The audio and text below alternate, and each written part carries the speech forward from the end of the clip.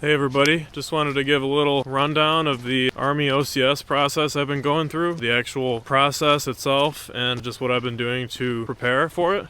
Last summer, I was looking for a software developer job. The market was kind of tough and still is kind of tough, and I had a really hard time, really couldn't find a job the whole summer. You know, it just kind of got me thinking like what I really wanted to do with my career, whether a developer job would have been what I really wanted. One thing led to another. I kind of started thinking like I'm really into hiking and jiu-jitsu and running and all of these things. And you know, all of those things require a lot of discipline and just being prepared. I figured why not make that a career? The Army, that's kind of the cornerstone that really kind of got me going down that rabbit hole. Yeah, next thing you know, I reached out to a recruiter. I actually found him on Reddit of all places, and I got the process started in August of last year. I ran into quite a few hurdles, honestly. The biggest hurdles I ran into were actually medical. So unless you have like a squeaky clean medical record where you don't have any major surgeries, you don't have any major conditions, the Army is going to give you a hard time. They found a couple things in my record that were considered disqualifying conditions. I had to go to the military medical processing facility 3 times. Not only to take the entrance exam and do the initial physical, but a couple more times just for follow-ups to make sure that my other conditions wouldn't affect me in the military. Yeah, so I got through that. Finally, I got medically cleared. I think in November, December last year, that was a big relief for me. I had to get letters of recommendation, write an essay, things like that. But honestly, the most annoying thing was just the medical stuff because that's kind of out of my control.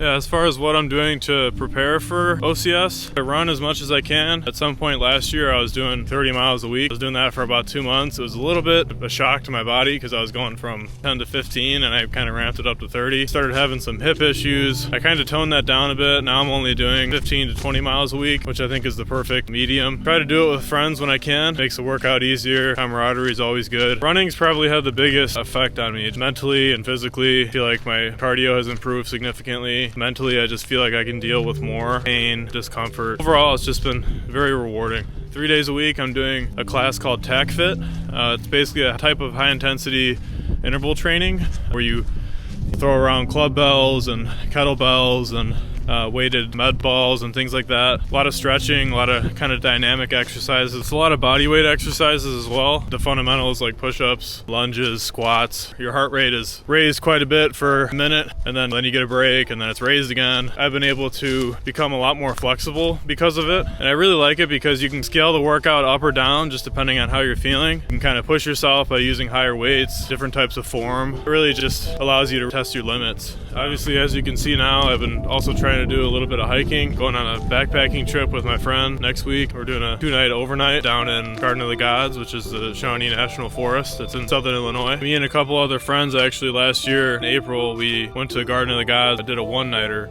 And that was the first time I've done anything like that. Sleeping in a tent with pouring rain, bugs everywhere. But ultimately it was just great being with friends and just kind of enjoying the great outdoors and pushing through and logging those miles and having a good time. Try to have a pack on me with everything I need, water, food, headlamp. And even though I don't end up using it, trying to get used to rucking it around, having that weight on my back. Kind of nice to take comfort in the fact that everything you need for survival and overall comfort is on your back. That's something I've really taken up in the last year or two. I think another thing that really got me into the military mindset was starting jiu-jitsu. A few years ago, I was starting to really get into UFC at the time. I was like, you know what? Maybe that's something I'd want to do. Showed up to a jiu-jitsu gym. Me and my friend basically started at the same time. You're gonna get beat up, you're gonna get choked out. Unfortunately, it did lead to a meniscus tear, which kind of took me out of it for 4 months. Ultimately, I got back into it, grinded it out, ended up getting my blue belt, which honestly is probably one of my biggest accomplishments. Really put in a lot of work to earn that belt. Jiu-jitsu got me into that routine, just